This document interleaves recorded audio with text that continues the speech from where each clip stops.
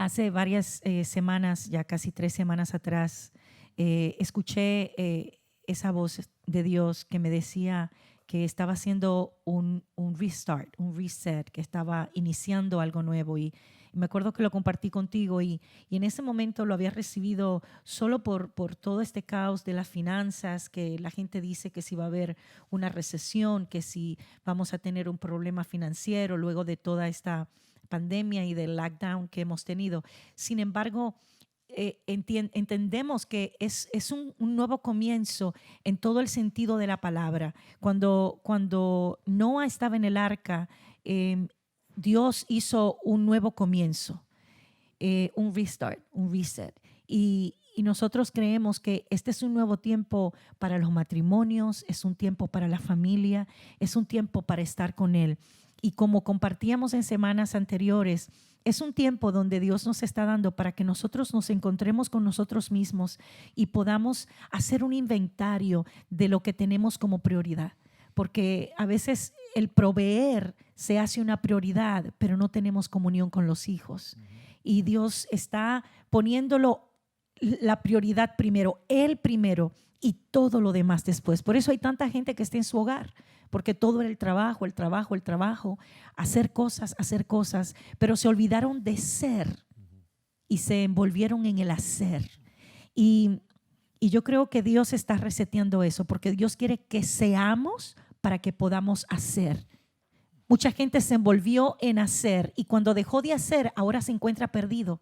Ahora no sabe qué hacer, porque nunca fueron, sino que hicieron.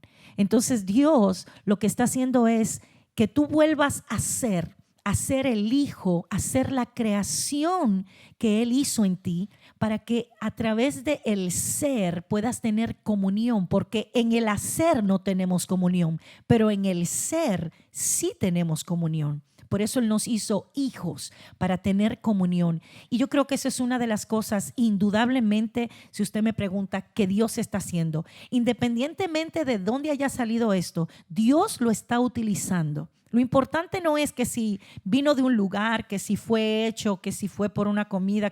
Lo importante de esto realmente es lo que Dios está haciendo a través de esto. Y una de las cosas que yo creo que es tan importante para algunas personas, porque hay personas que viven solos.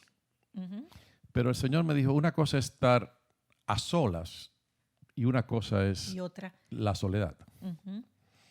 Entonces, la gente confunde eso. Si tú tienes a Cristo en tu corazón, tú puedes estar a solas, pero no estás solo. Así es. Lo voy a repetir porque es un principio poderoso. Tú puedes estar a solas, pero no solo.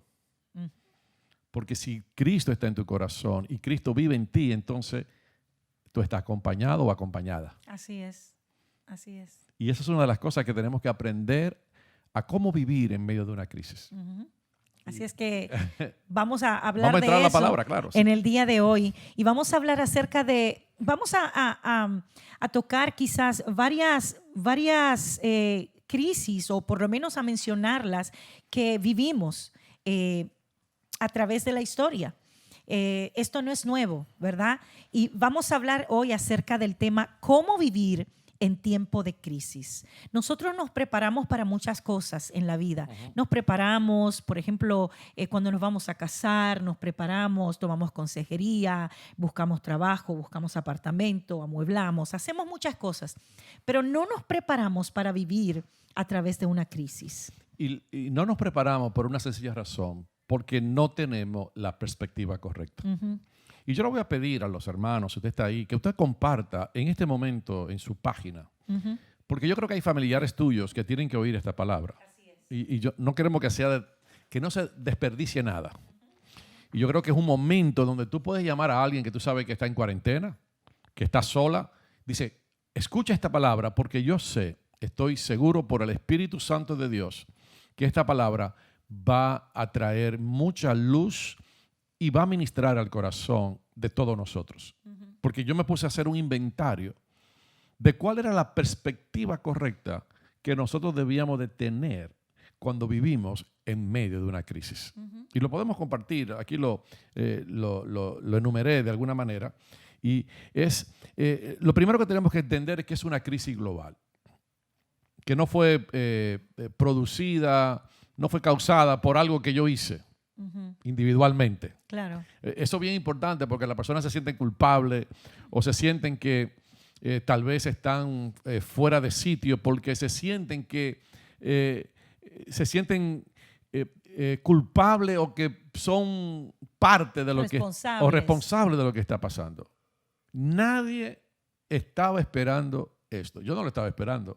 A mí me dio de golpe. Y lo importante es que cuando uno tiene la perspectiva correcta de una crisis y entiende que, primero, fue algo que yo no provoqué. Segundo, no es la primera vez que esto pasa. Ni va a ser la última. Va a haber otras crisis. Va a haber, la diferencia es que esta crisis ya no es una crisis personal mía o una crisis de la familia, es una crisis de todos, de toda la humanidad. Ahora está en una crisis y creo que cuando eso ocurre, entonces Dios interviene. O sea, no digo que Dios no interviene cuando tú estás en una crisis personal, por favor. Lo que quiero decir es que Dios va a intervenir porque, como así tú decías ahorita, Dios va a resetear ciertas cosas en el corazón de todos los seres humanos. Porque hay personas ahora que tienen dinero, pero no pueden ver su deporte favorito o su equipo favorito que está jugando. Hay personas que quisieran comprar algo en este momento, pero la tienda está cerrada. Entonces, ¿qué Dios le está enseñando a toda la humanidad en medio de esta crisis? Y también es una diferencia muy grande cuando la crisis es Dios interviene en mi crisis personal, llega a ser mi testimonio. Pero cuando Dios interviene en una crisis mundial, Dios es visto por todas las naciones. Entonces es diferente porque ya es el testimonio que va a ver todas las naciones para que el nombre de Dios sea visto y sea conocido. Eso es muy importante. Lo otro que tenemos que tener en perspectiva es que cuando vemos una crisis de lejos, vemos un país que está en crisis, como sucedió en otras crisis que se manifestó, no en todos los países, pero en varios países, y hubieron países que lo vieron de lejos. Muchas veces nosotros tenemos la salida.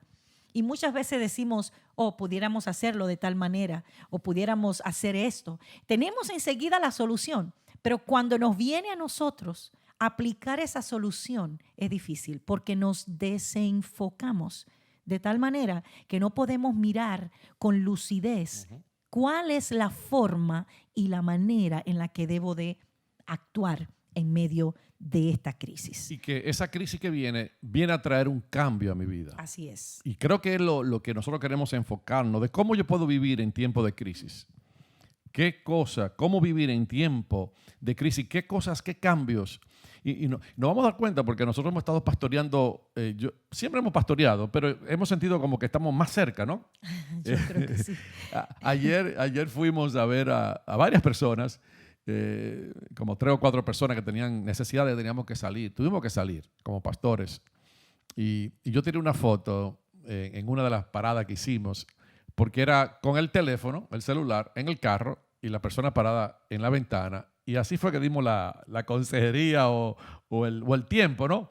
Y fue tan interesante mirar eso, cómo Dios está usando esto para poner ciertas cosas en una perspectiva clara de que, aunque somos humanos, fuimos creados para confraternizar, para estar juntos, pero hay momentos donde Dios permite estas cosas para reenfocarnos de una manera tal que solamente Dios sea nuestra dependencia.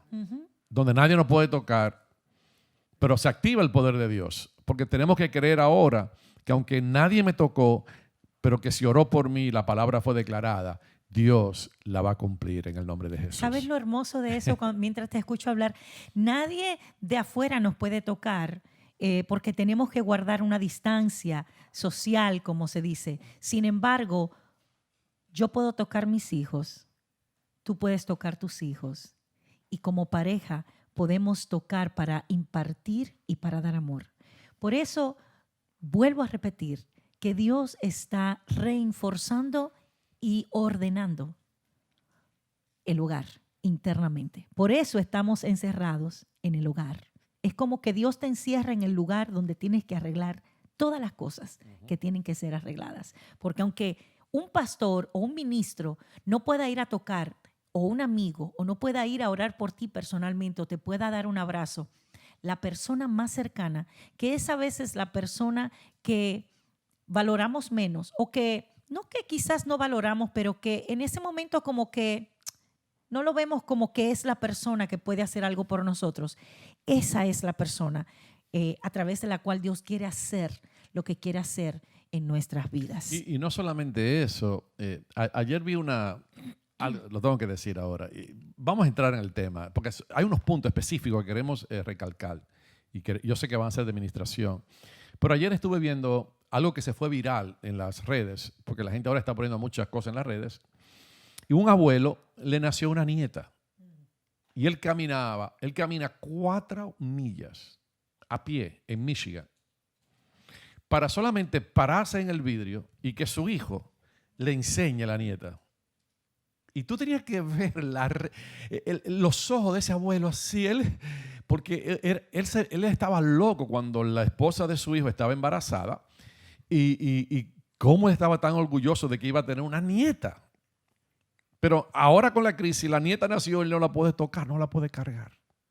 Camina 4 kilómetros todos los días, 4 millas todos los días, 4 millas para ir, 4 millas para venir, 8 millas solamente para pararse delante de un vidrio, sonreír y mirar a su nieta y volverse a su casa porque no puede entrar. Y no puede tocar aquello que él tanto deseó y esperó con tanta expectativa. Y yo creo que a mí eso me llamó tanta la atención de ver cómo la actitud de este abuelo, y no le importó lo que está pasando para todavía mantener la conexión con lo que tenía que hacer. Y yo creo que nosotros todavía podemos orar para que el Espíritu Santo de Dios nos dé dones específicos. Y yo digo, es una forma de decirlo, por favor, pero dones que puedan ser ministrados digitalmente. Porque no tengo otra manera de decirlo. Yo creo que usted entiende el espíritu de lo que yo estoy diciendo. No es que estoy diciendo que hay dones digitales, por favor. Los dones son espirituales, pero que Dios lo puede ministrar o hacer que fluyan a través de mí para que digitalmente, a través de las redes, a través de las... Yo creo que eso va a ocurrir. Yo estoy orando, es una de las cosas que estoy orando. Que el Señor active los dones, las sanidades, palabras de ciencia, de conocimiento a través de los medios digitales. Y creo que va a ser algo espectacular cuando eso comience a suceder. Me imagino que ya tal vez está pasando. Yo creo que está sucediendo. Porque de otra manera. No, a veces creemos que tiene que ser con una manifestación explosiva. Yo creo que cada vez que hay alguien que sintoniza, que escucha una palabra, que ve una palabra, que recibe la impartición del Espíritu que está saliendo a través de cada palabra que se da, está recibiendo vida, está recibiendo un cambio, está recibiendo una administración, está recibiendo un quebrantamiento. Y para mí eso es parte de lo que Dios ya está haciendo. Amén. Pero entrando en todo lo que queremos compartir en este día y mirando quizás a la historia, cosas que quizás no todos conocemos ni sabemos, tú te diste a la tarea de poder buscar información de ciertos episodios que acontecieron en el pasado y que de alguna manera también afectaron las generaciones que vivían en ese tiempo, y algunas de ellas acontecieron mientras nosotros ya vivíamos. Lo que pasa es que tiene una connotación diferente porque no se contagiaba o no se contagia, porque aún algunas todavía existen, de la misma manera que este. Pero, por ejemplo, estuvo la fiebre porcina en el 2009. En el 1980 murieron millones de personas por el SIDA. Pero comenzó el SIDA en esa fecha. Comenzó el SIDA en ese tiempo. Pero hasta la fecha no hay cura. No hay una cura. Hay un tratamiento nada más. Y han muerto 32 millones. Y solamente el año pasado, en el 2018, ¿no? Porque se computa siempre un año atrasado, ahora van a computar el 2019, se murieron 770,000 personas del SIDA. O sea, son cosas que han pasado y que están pasando todavía en nuestro tiempo. Claro. Y yo todavía recuerdo cuando todas estas cosas comenzaron a salir, porque ya éramos parte Claro. de la generación existente en la Tierra.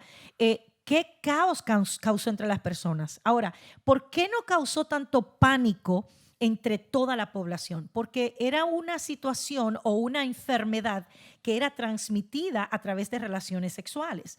Entonces, todo el que sabía que estaba en abstinencia o que no era infiel a su pareja, que no cometía adulterio, que no era fornicario, sabía que no iba a ser afectado por esto.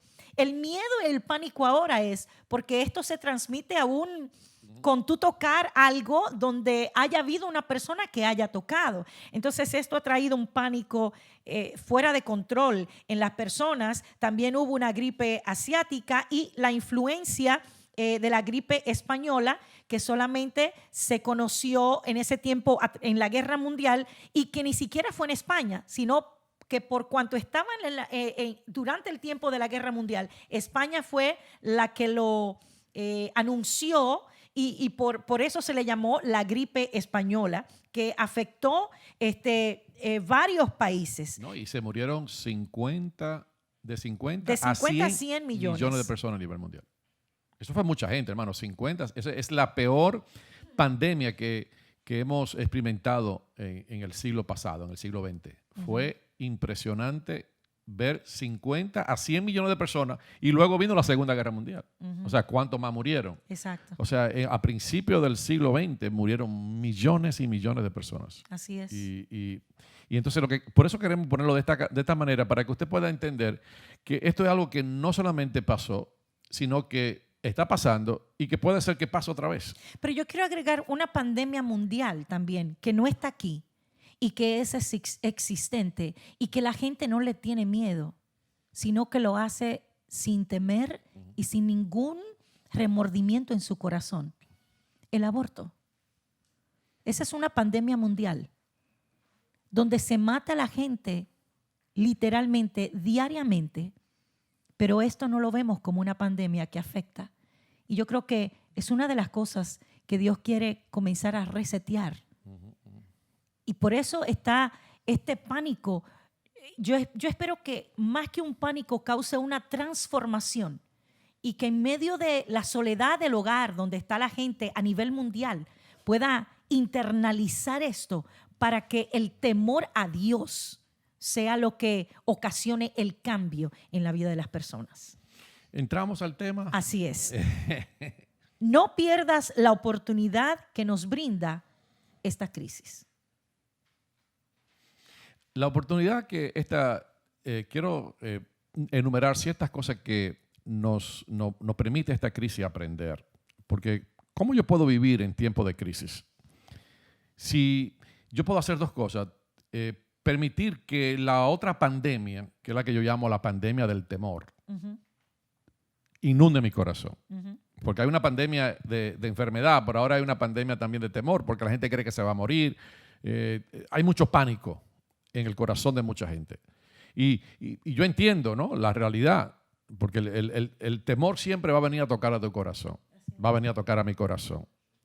Pero lo importante es cómo en medio de esta crisis, cómo yo puedo vivir y cómo yo puedo tomar la oportunidad que esto me brinda para hacer ciertas cosas. Y lo primero que yo quiero, si usted está ahí en su casa y quiere enumerar o quiere escribir parte de este mensaje, lo primero es que una de las oportunidades que esta crisis me brinda es que algo que posiblemente yo estaba confuso en los tiempos que todo estaba bien, ahora en medio de la crisis se pone claro. Y a mí me llamó la atención eso, porque a mí me pasó. Yo tuve una situación, no puedo entrar en el tema, pero bueno, mi esposa lo sabe, pero tuve una situación un mes, antes, pasó algo.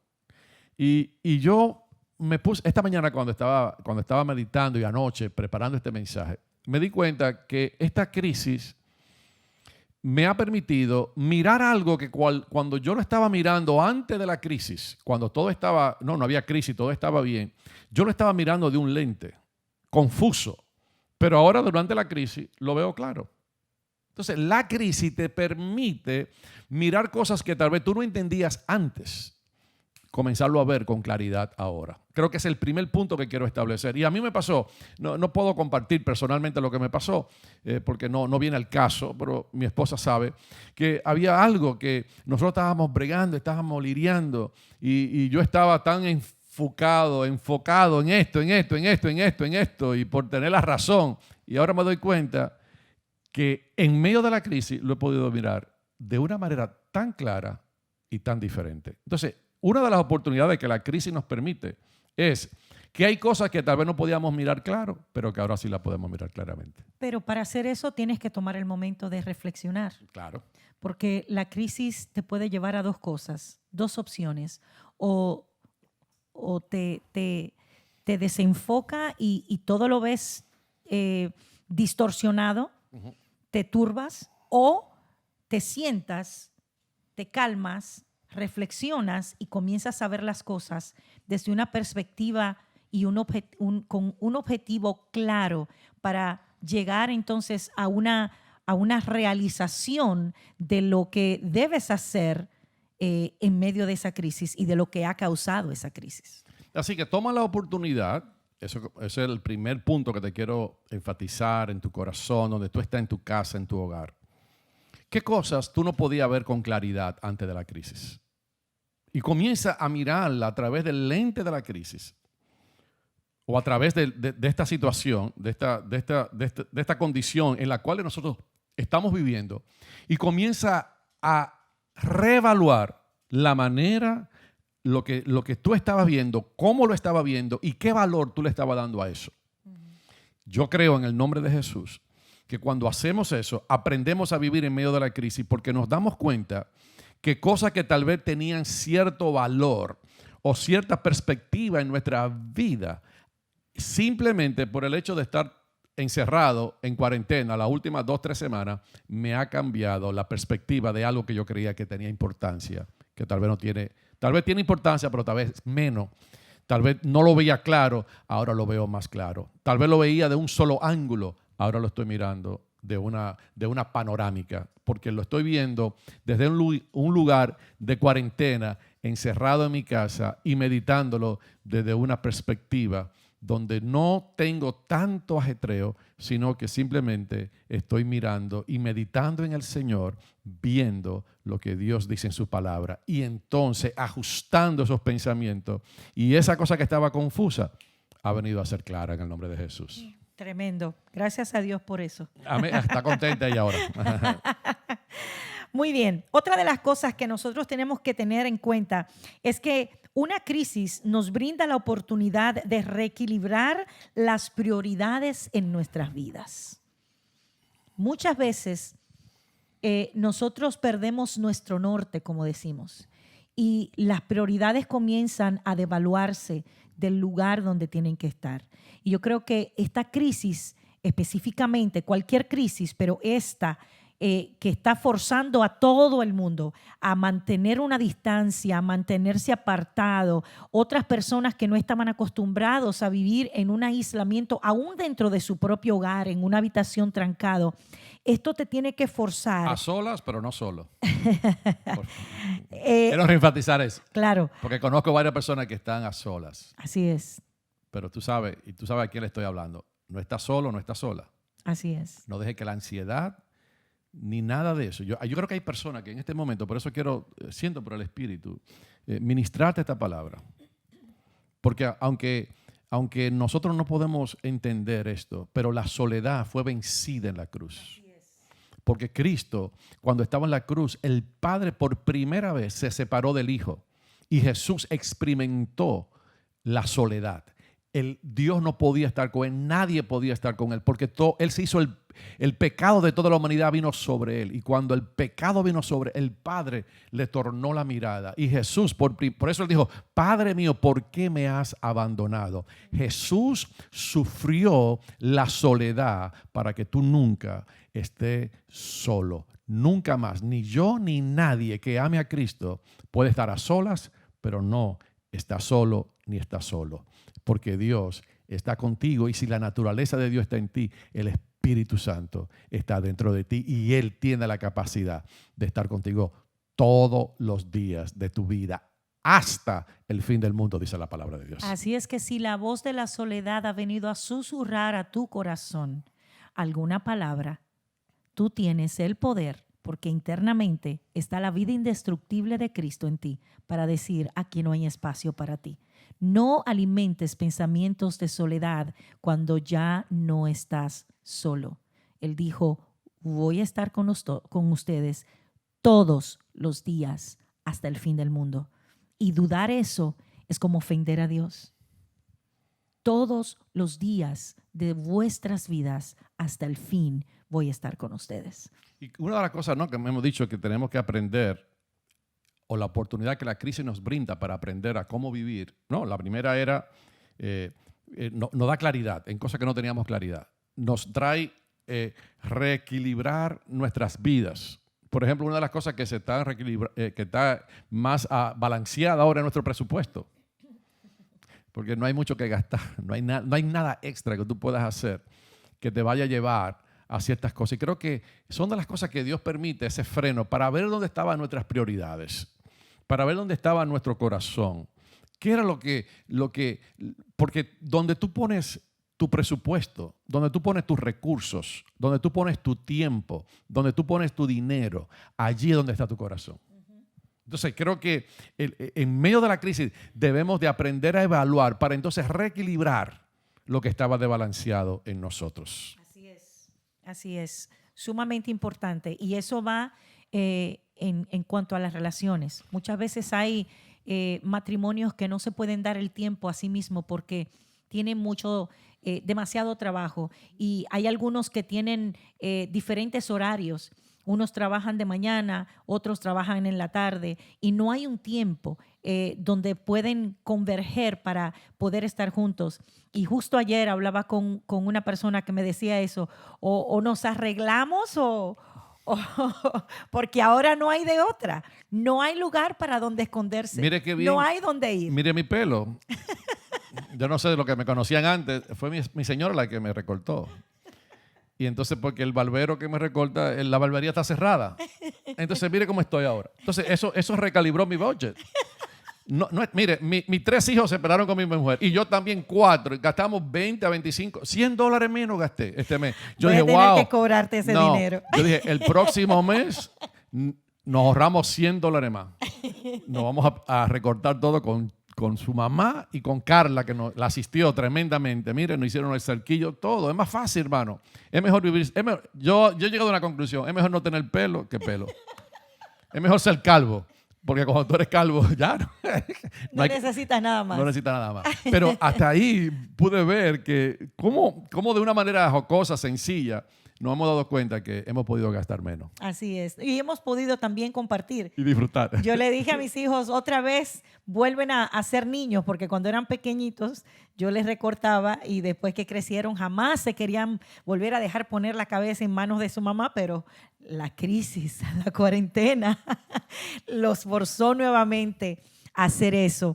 Así es que ha sido maravilloso poder tener ese tiempo, y como decía, de que cada matrimonio pueda tomar un momento para poder compartir, para estar juntos, para poder tener un tiempo, no solamente ahora para orar, sino también para tener un tiempo de coinonía y de comunión con su pareja y también con los hijos. Yo creo que eso es sumamente importante, que es algo que, por lo menos en este país donde vivimos, se hace difícil por el afán de todas las cosas que hay que hacer corriendo, pero ahora no hay que hacerlas corriendo porque estamos aquí todos en la casa. Vamos a ver una película. Vimos una película los otros días, hace 2 días atrás. Hoy creo que vamos a ver la segunda parte. Me encantó.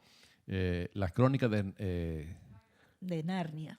Sí, es un C.S. Lewis, un escritor famoso cristiano que escribió una tremenda enseñanza, y todos juntos la pudimos ver tranquilo, comiendo popcorn. Estábamos en el cine sin gastar ni un centavo. Eso es lo que a mí más me gusta. Eso es lo que más le gusta. Bueno, muy bien. Otra de las cosas que podemos hacer en medio de la crisis y aprender es reenfocarnos.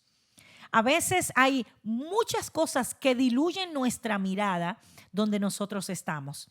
Y aun cuando estamos yendo a la iglesia en el sentido del edificio donde nos congregamos, porque la iglesia somos nosotros y eso lo sabemos, pero una vez que nosotros vamos los días que tiene servicio y se reúnen y se congregan los hermanos en el edificio donde se congregan, muchas veces creemos que eso es suficiente y ya pagamos nuestro tiempo, ya le dimos a Dios lo que le pertenecía a Él y ahí terminamos, ¿no? Entonces, este tiempo de crisis, este tiempo de cuarentena, este tiempo de encerramiento nos lleva a nosotros a reenfocarnos en las cosas que necesitamos enfocarnos.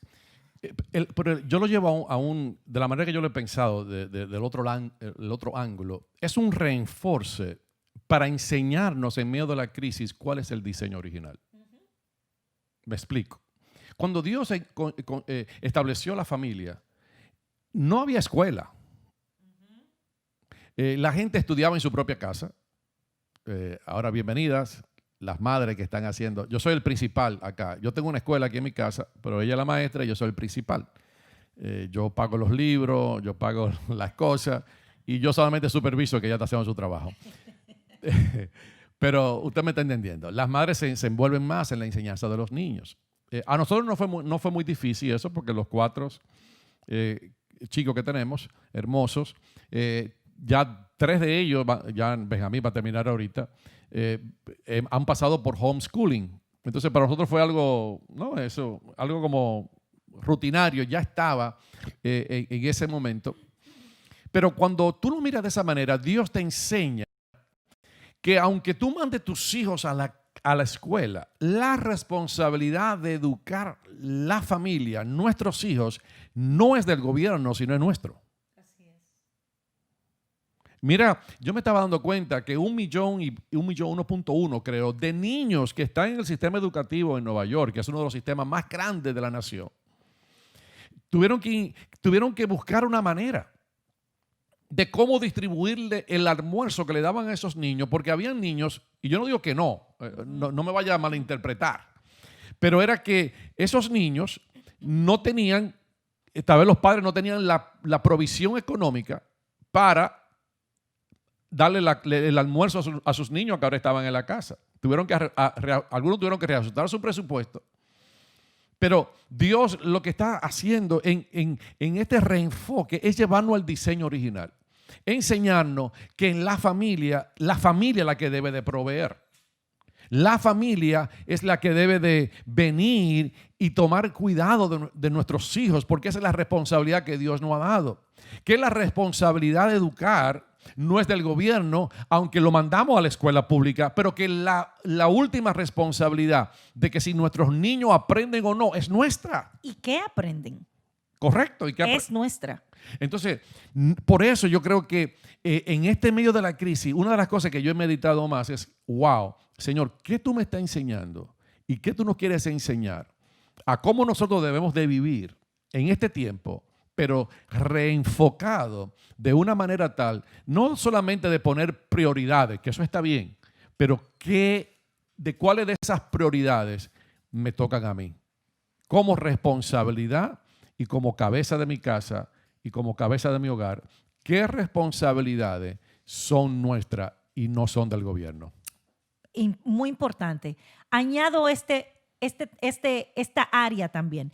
La responsabilidad de la enseñanza de nuestros hijos acerca de Dios no es de la congregación, no es de la institución eclesiástica tampoco. Más bien es la responsabilidad nuestra como padres. Lo que nuestros hijos ven en la casa es el modelo. Escuche bien lo que dije. No dije lo que tus hijos escuchan en la casa, porque nosotros podemos decirle muchas cosas a nuestros hijos, pero en ultimada esencia, lo que se le va a quedar a los hijos es lo que ellos ven como modelo de lo que tú y yo vivimos. Eso es lo que le muestra quién es Dios, porque tú y yo estamos responsabilizados de enseñarle y modelarle a nuestros hijos quién es el Padre. Entonces, No es responsabilidad del sistema educativo, no es responsabilidad de la institución eclesiástica, es la responsabilidad de los padres, y la institución eclesiástica y la educativa lo que vienen es a reforzar las áreas que deben ser reforzadas en cuanto a lo espiritual, en cuanto a lo moral y en cuanto a lo educativo y académico se refiere.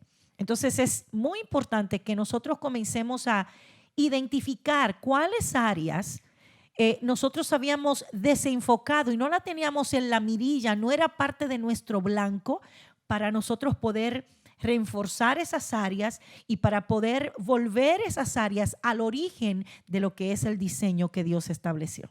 Y tomar una responsabilidad clara y una responsabilidad consciente. Porque a veces entendemos, es mi responsabilidad, pero a veces no estamos tan conscientes. Uh-huh. Y creo que esta crisis, una de las cosas que nos está enseñando a cómo vivir es vivir más por diseño.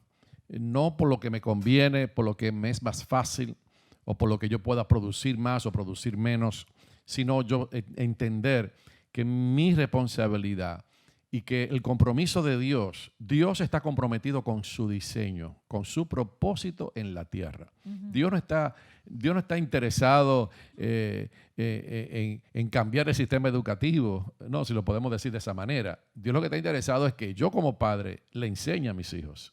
Y que yo tenga la responsabilidad de que ellos aprendan de acuerdo al modelo bíblico. Fíjate en algo importante, ahora que tú dices eso. Cuando Dios quiso sacar de libertar a sus hijos que estaban dentro de un sistema de esclavitud en Egipto, Dios bien pudo haber cambiado el sistema de Egipto para poner para dejar a los israelíes allí, a los hebreos allá. ¿Por qué? Porque ellos eran más. Dice que ellos se multiplicaban y por eso Faraón y todos los que gobernaban tomaron miedo de que Israel se multiplicaba aun cuando la opresión era mayor en ellos, ¿no?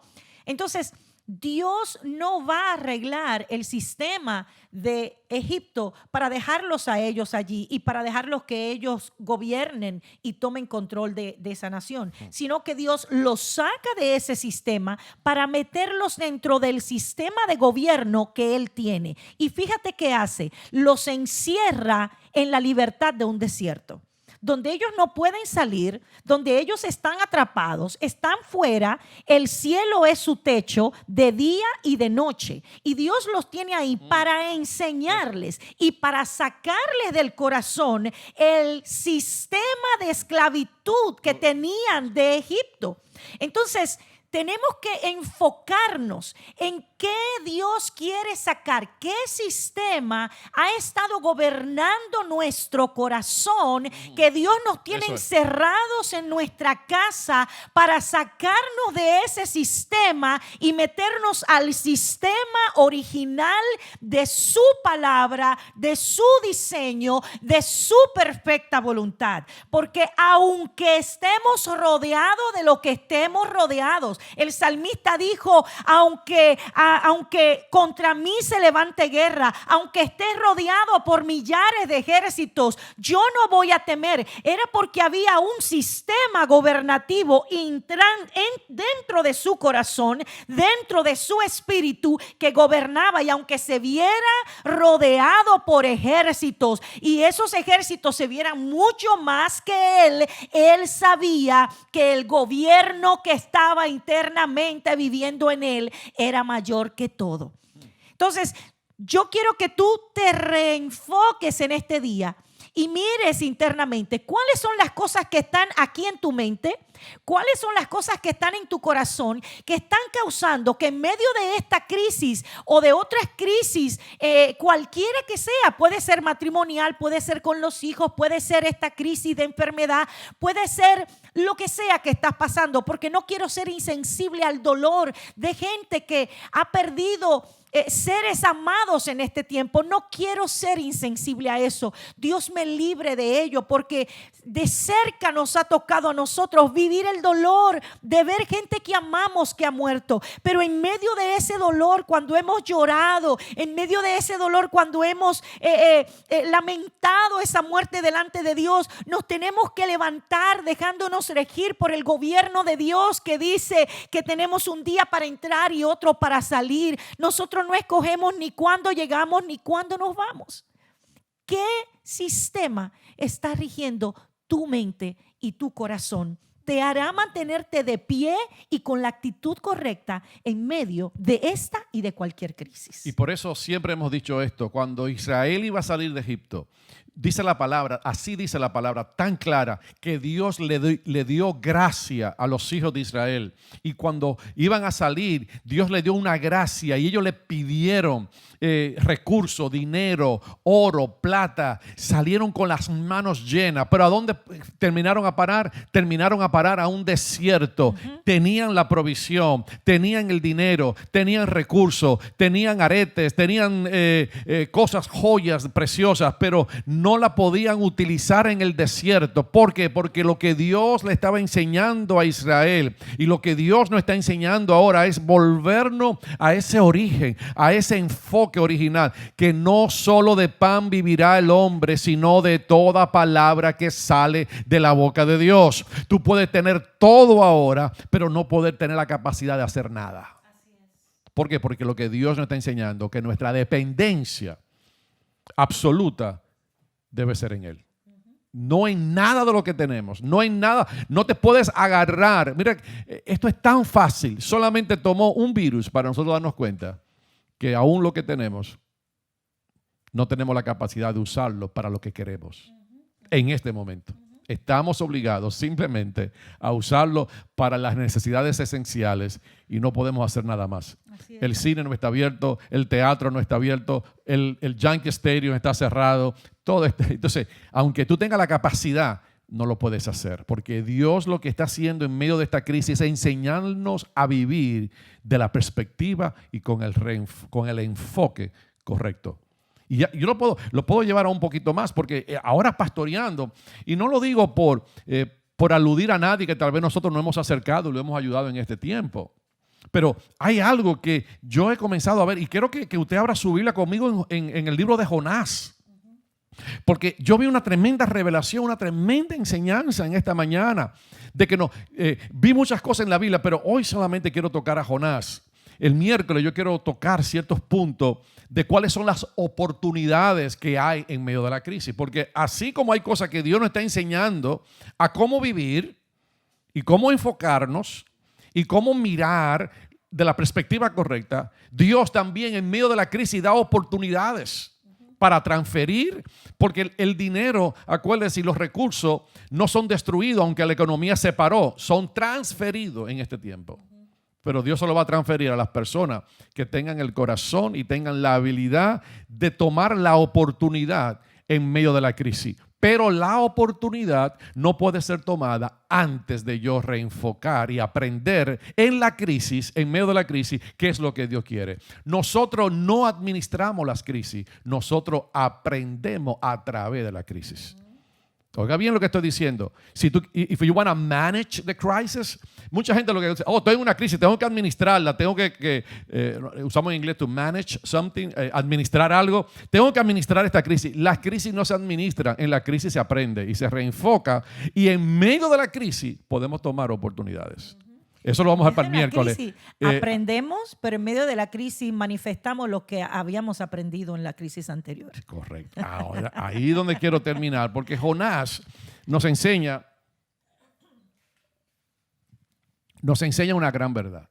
Mire, si puede abrir su Biblia, porque queremos leer 3 pasajes de las Escrituras y quiero enfocarme en esos pasajes. Jonás capítulo 2 nos da algo. ¿Por qué? Porque una de las cosas que hacen la crisis, quiero declarar primero lo que vamos a enseñar. ¿Cuál es el otro punto?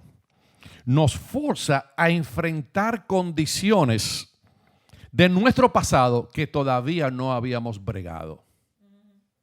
Entonces, esas crisis, ¿Cómo podemos vivir en medio de la crisis? En la crisis nosotros vamos a tener una oportunidad de romper. Ahorita cuando Carla estaba adorando, ella estaba diciendo, maldiciones generacionales las rompo en el nombre de Jesús. Y yo sentía la unción, la gracia del Espíritu, aunque ella no sabía de lo que yo iba a hablar. Pero hay cosas que vienen a través de las generaciones, que vienen y que están en el corazón de gente que me están oyendo en este momento, pero que no han podido romper.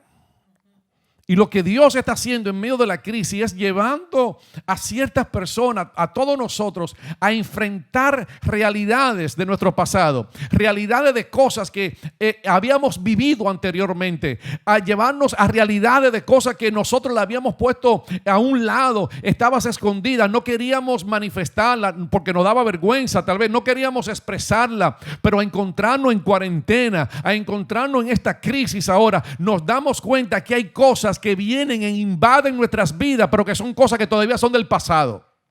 Y que Dios en medio de esta crisis lo quiere reajustar, lo quiere cambiar. Y lo que Dios quiere lograr es que cuando tú pases esta crisis, no es que la administre, sino que pase de una manera que la crisis misma cambie permanentemente lo que debe de cambiar en tu corazón y en mi corazón. Entonces tenemos una gran oportunidad, hermano. Yo creo que tenemos una de las grandes oportunidades que Dios nos está dando al nivel personal de poder superar cosas que si no es a través de una crisis no la vamos a poder hacer. Y yo quiero someterte a algo en el día de hoy. Tú que estás ahí oyéndome, tú que tal vez vas a oír esto después porque alguien lo va a compartir en su muro, pero yo quiero que tú veas conmigo lo que pasó con Jonás. Nosotros sabemos, y no tengo todo el tiempo para leer, yo leí los capítulos, ¿no? Los primeros 2 capítulos de Jonás esta mañana, porque quería refrescarme bien lo que estaba pasando. Ustedes saben que Dios manda a Jonás a una ciudad a predicar. Lo manda y él dice, no, yo me voy a ir a otra ciudad. Me voy a ir a otro lugar, me voy a ir, si Dios me mandó al norte, me voy a ir al sur. Y este hombre, usted sabe lo que pasó, toma una embarcación que lo estaba llevando opuesto a la voluntad de Dios, opuesto al lugar donde Dios lo había mandado, opuesto al lugar donde Dios le había asignado un propósito específico porque Dios quería salvar gente.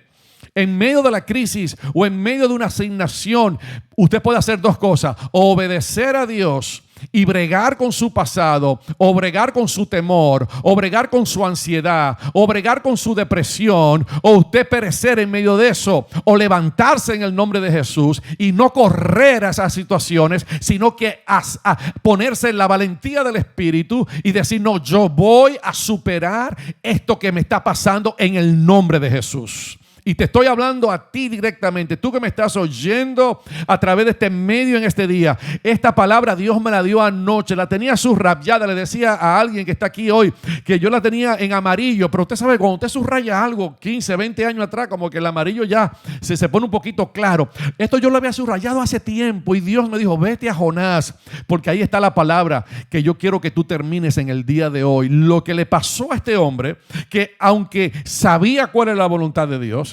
sabía que Dios lo había llamado, sabía cuál era el propósito de Dios, sabía qué era lo que tenía que decir, sabía que Dios le había dado dones para él pregonar la palabra. A pesar de saber todo eso, él se retira del propósito de Dios y Dios tiene que llevarlo a una crisis para que en medio de la crisis, mire lo que él dice, él hace una oración. Oh my God, yo siento una presencia de Dios. Hay gente que me está viendo en este momento que está en medio de esta crisis y que Dios lo que quiere es que tú hagas la oración que hizo Jonás, porque la oración que hizo Jonás fue lo que los redirigió otra vez. Que a pesar de la crisis, él salió de la crisis y entró. Porque yo quiero decir algo y no me quiero adelantar a mis mensajes, pero nosotros hemos estado predicando acerca del libro de Tito. Pero Dios me dijo, no, para eso, porque estos son mensajes que, mire, esto lo prepara anoche. Yo a veces me duro una semana preparando un mensaje. Esto lo preparé yo en un par de horas anoche, porque no tengo 10 horas para prepararlo, porque son mensajes que Dios le está dando ahora mismo a nuestras vidas por la situación que estamos viviendo. Y yo te quiero decir en este momento, Dios fue el que causó en Jonás, no estoy diciendo lo que tú estás viviendo, lo que estamos viviendo en la humanidad ahora mismo, pero el caso de Jonás fue Dios el que hizo esa tormenta. Y mientras él permanecía más en el barco, más el mar se ponía más bravo. Llegó un momento en el capítulo 1 que me llamó tanto la atención que también Dios le habló a los que estaban en la barca, porque ellos estaban orando a sus dioses. Y sus dioses no respondían. Hay gente en este momento que está orando a sus dioses. Le está prendiendo una velita a un santo para que Dios lo libre del coronavirus. Ay, para que Dios sane al familiar que está con el coronavirus. Pero tú tienes la palabra de fe. Tú tienes la palabra de esperanza. Tú tienes la palabra de gracia. Perdona que te estoy predicando, pero en este día yo siento la gracia de Dios para decirte en el nombre de Jesús que esta crisis es una oportunidad, porque viene después de esta crisis, viene la crisis después de la crisis que va a causar la crisis. Esto no se ha terminado, y si no nos agarramos de Dios, si no nos ponemos de acuerdo con Dios y salimos corriendo de la situación, del lugar y de la posición que Dios nos ha dado, entonces podemos crear otra crisis dentro de la crisis. Hay una crisis ahora y Dios causó una crisis en Jonás para que él pudiera entonces clamar a Dios en medio de la crisis y confrontar la necedad de su corazón, pudiera confrontar la insensibilidad de su corazón. Porque ayer me llamó uno, era un miembro de nuestra iglesia, bueno, yo lo considero como un hijo, y me llamó tarde en la noche. Y yo tomé la llamada porque yo lo amo mucho a esa persona, y me llamó llorando. Y yo dije, wow, qué tremendo, porque él estaba sintiendo, dice, pastor, no sé qué hacer, veo a la gente muriéndose, ¿qué podemos hacer? Y era un dolor genuino, porque se estaba identificando con el dolor y con la realidad de lo que está pasando ahora.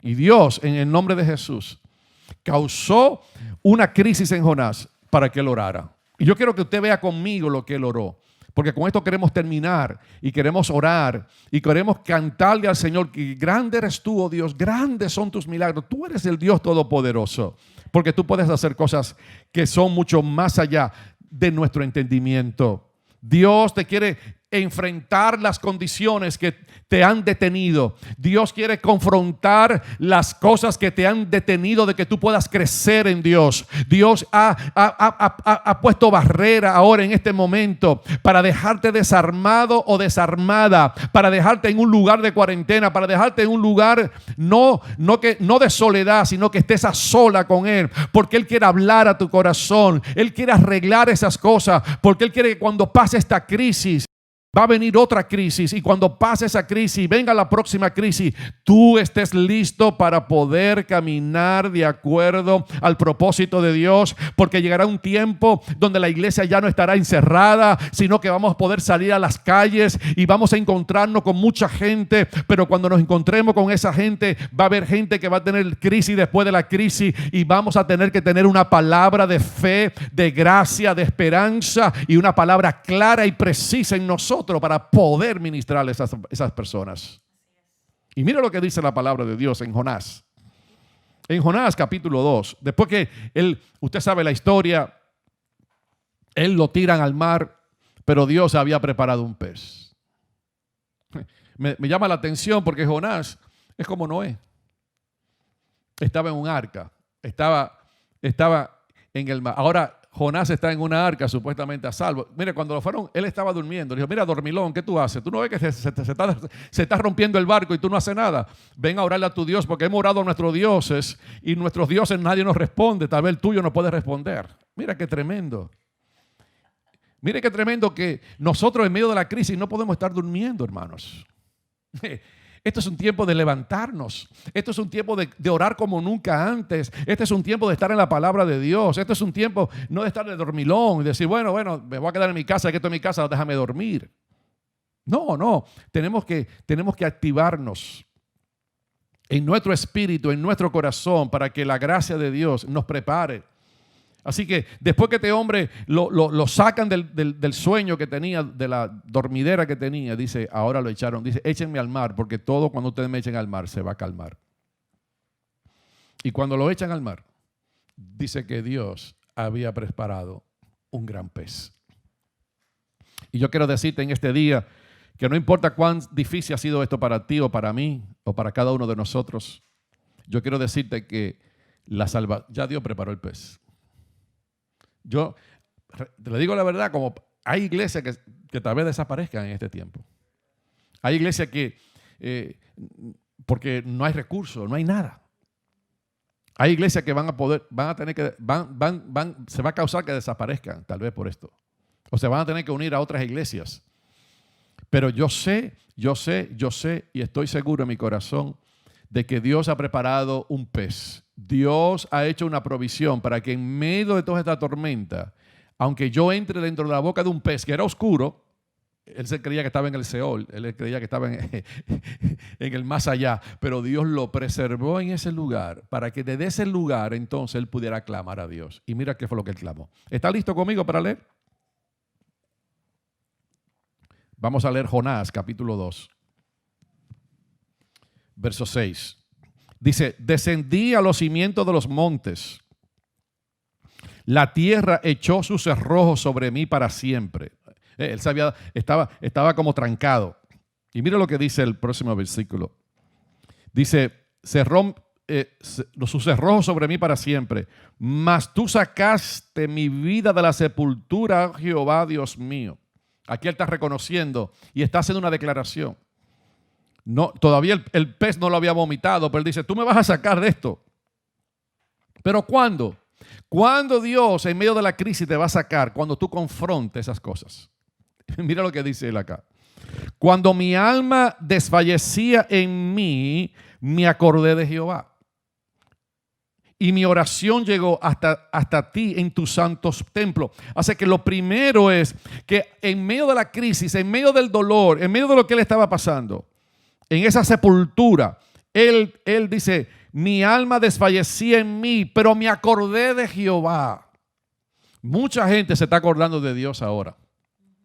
Las naciones, todos los pueblos, oren, recen, hagan oraciones por nosotros. La gente está sensible, se está acordando de Dios, porque cuando nadie puede controlar algo que es invisible, que nadie lo puede ver, que nadie lo puede tocar, que nadie lo puede controlar, entonces la gente se acuerda de Dios. Porque Dios es el Padre eterno, pero es el Dios invisible, el Dios todopoderoso. Y cuando él se acordó, ¿qué hizo? Dice que él hizo oración. Ahora, mire cuál fue la oración que él hizo. Él hizo una oración tremenda y dijo, lo que siguen vanidades ilusorias, su misericordia abandonan. Entonces, él está diciendo aquí, él está diciendo una gran verdad. En inglés, me gusta como lo dice en inglés, aquellos que se apegan a los ídolos, porque esa palabra ilusoria en el original es la palabra ídolos. Aquellos que se apegan a cosas vanas, aquellas que se pegan a cosas, a ídolos, a cosas que no tienen valor. Por eso él se acordó de Dios cuando estaba en la crisis y se dio cuenta que su alma se había pegado a cosas que eran vanas, a cosas que eran ilusorias, a cosas que no tenían ningún valor en la vida. Y una de las cosas que esta crisis está causando es que nos despeguemos de las cosas donde nosotros hemos apegado. La palabra en inglés que usa es cling, cuando tú te agarras de algo, cuando tú te apegas de algo. Y muchas de las cosas que Dios está haciendo con su pueblo es despegándonos de las cosas que Dios quiere que nosotros las poseamos o que podamos disfrutar, pero que no sean nuestra ancla y nuestra fuerza y todo nuestro ser debe estar agarrado ¿en quién? En Dios. Y por eso dice aquí la palabra de Dios. Dice, lo que siguen vanidades ilusorias, ídolos, su misericordia, lo que quiere decir abandonan. Lo que quiere decir que la palabra su misericordia se refiere al mismo Dios. Hay cosas que te han hecho abandonar a Dios.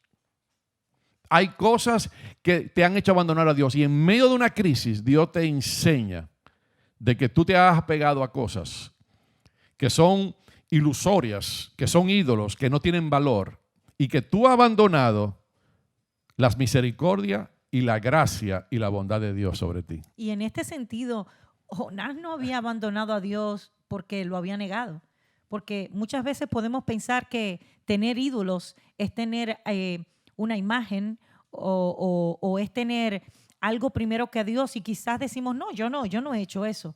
Pero el desobedecer a Dios llegó a ser su manera de pensar, la manera en la que Jonás estaba pensando, su ideología de decir, no, si yo voy a Nínive y doy este mensaje, entonces Dios los va a perdonar y eso no es lo que yo quiero.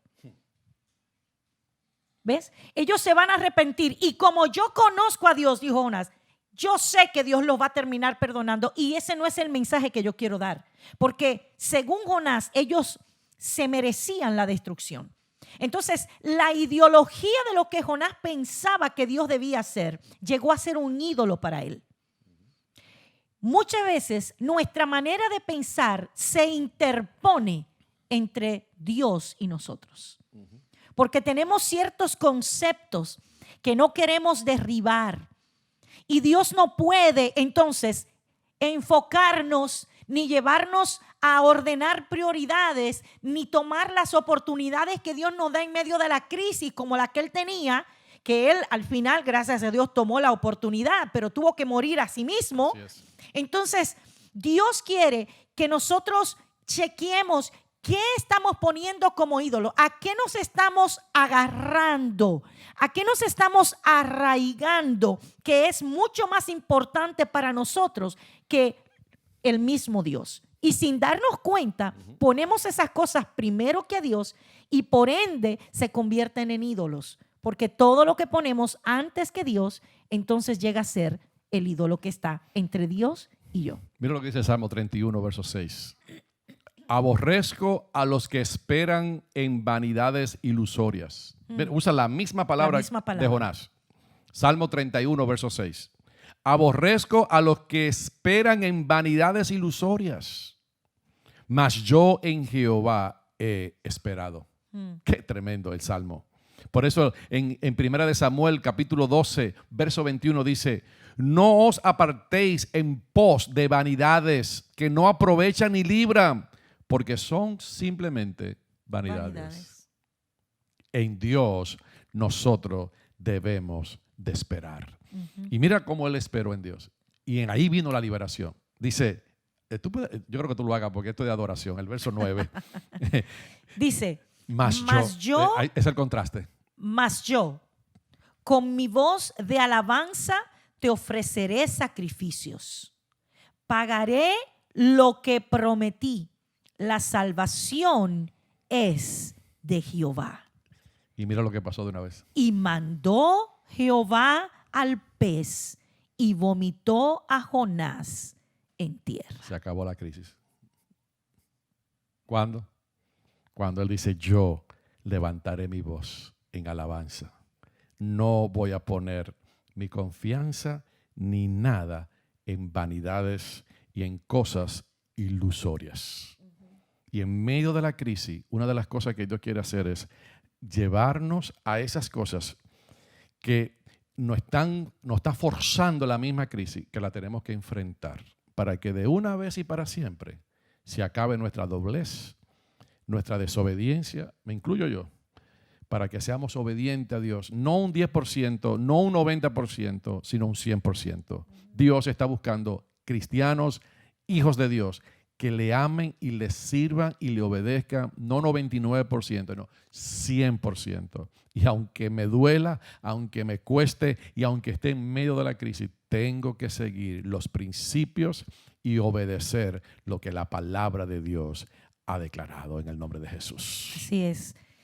Si hoy queremos obedecer un poco más, es porque no lo estamos obedeciendo completamente. Y a Dios no se le puede dar una parte, a Dios se le da todo. Todo lo que somos se lo tenemos que entregar a Él porque a Él pertenece. No hay nada nuevo que le podamos entregar. Aún nuestra vida, todo lo que nosotros somos, todo lo que es tu cuerpo, todo eso te lo entregó Dios, todo eso lo hizo Dios. Es simplemente retornarle a Él todo lo que Él está esperando que nosotros le retornemos, que le pertenece a Él. Y nuestra obediencia es lo primero que tenemos que entregarle a Dios. Tú sabes que el que es un adorador en espíritu y en verdad no quiere obedecer, obedece, porque esa es su naturaleza. Para adorar en espíritu y en verdad, lo primero que tiene que tener, una de las primeras características de una persona que dice que es adorador, es la obediencia. Aunque no me guste, porque obedecer no es cuando me gusta, ni es en el tiempo que yo quiero, es obedecer en el tiempo lo que está diciendo aquel que es la verdad y es el espíritu que habita dentro de mí.